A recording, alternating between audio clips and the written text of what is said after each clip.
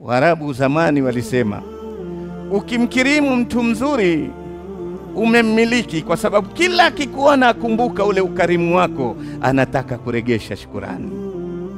Lakini wa idha akramta laima, ukilikirimu jitu duni, basi tamarada, hufanya kiburi, asema ananijua, lazima nifanyie, yule anajua mimi nani.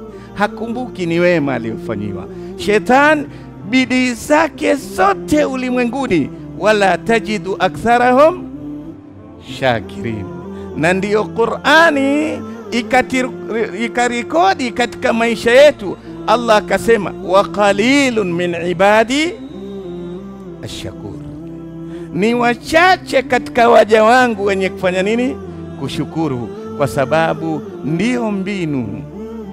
Hivi jamani, lau utazunguka kwenye vijiwe na madukani, barazani, barabarani, uwe mwandishi wa habari unaotaka ripoti fulani, uanze kufanya interview, kuuliza watu hali zao, 99 watakwambia mbaya, au si kweli? Vipi hali? Maisha magumu bwana. Bwana, huyu mama nkuja kutumaliza.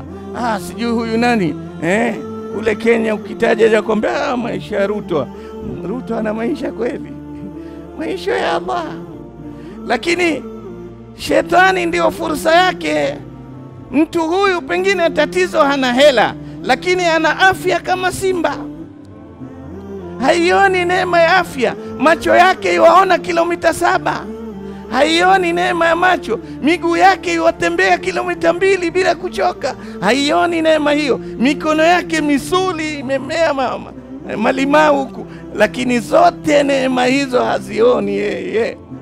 Kwa sababu shetani ataka tu awe mpinzani wa Allah. Huyu asione neema ya Allah, atie kasoro maisha. Wala tajidu aktharahum. Qulu alhamdulillah, tusemeni alhamdulillah. Alhamdulillah. Tuko pamoja jamani?